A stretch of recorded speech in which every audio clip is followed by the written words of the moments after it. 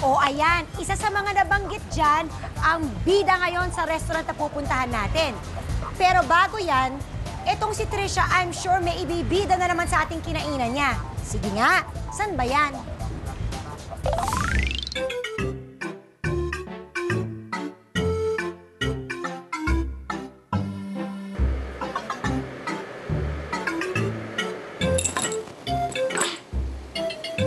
Nasaan ako? Ay, butas. Tumaba kasi ako dito sa show na to eh. Ito lang, dito lang palagi tayo. Nasaan ako? Parang hindi ko alam kung nasaan ako. Sandali. Sino ba makakatulong sa akin? Kanina natulog lang ako. Pagkatapos di ko na alam kung nasaan ako. My God. Ay, nasa langit na ba ako? Nasaan ako? Ayan, so dito ka sa Med Chef, Homemade Cakes, Pastries, and Desserts na cafe. Kaya siya Med Chef kasi dalawa kami young entrep na mag-partners. So siya yung medtech, ako naman yung chef. Ano ba mga kinikater nyo?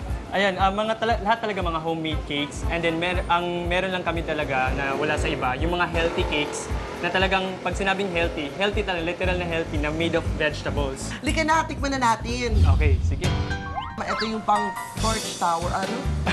Pastry tower. Pastry tower. Na talagang bongga sa barkada. Okay, tapos pwede nila i-customize. Siyempre, lalagyan muna natin ng sauce. Wow! Ang sarap! Okay. Kahit paano mong i-design, pwede. Pwede. So, may mga pang-decor naman Ang sarap! Wow, ito na yung ginawa nating tower cake. Tower pastry. Pastry tower. Pastry tower. Alam mo, kahit kailan talaga hindi na ako na-correct. Pero pag may correct ako, dapat may kids, ha?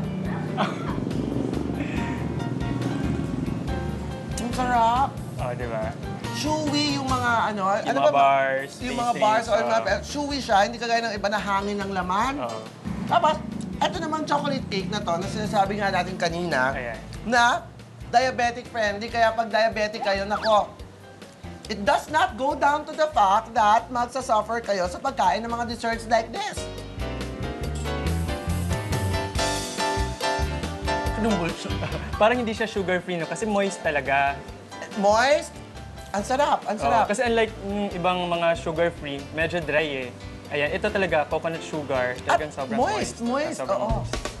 Eto na yung mga iba't ibang kulay. Okay, so ito yung mga assorted cakes Ang bigat namin. pa yung muscle ko, buo ah! Ayan, so dun mo talaga masasabi na purong-puro talaga ito, walang daya, hindi siya commercialized, talagang homemade kasi mabigat. Red velvet namin, so topped with cream cheese. Ito naman yung pandan mango. Ito naman yung best ever banana cake namin kasi talagang masarap. And then ito yung moist chocolate cake. Kayo ha, nanonood dyan. Lahat kayo punta na dito para ma-site ito talagang biway talaga. Eto na, ang tanong ko lang, bagay ba yung Pretty Trisha Go? Bakit hindi? Oo, di ba? Ang bait pa, di ba? Sige, Trisha, I'm sure mabubusog ka sa kakainan natin ngayon. Kaya when we return, abangan ang kakainin namin dito sa Metro Walk sa Pasig sa pagbabalik ng Jelicious! Eto na! Kainan time na naman sa pagbabalik ng Jelicious! May cheese and Spinach. spinach.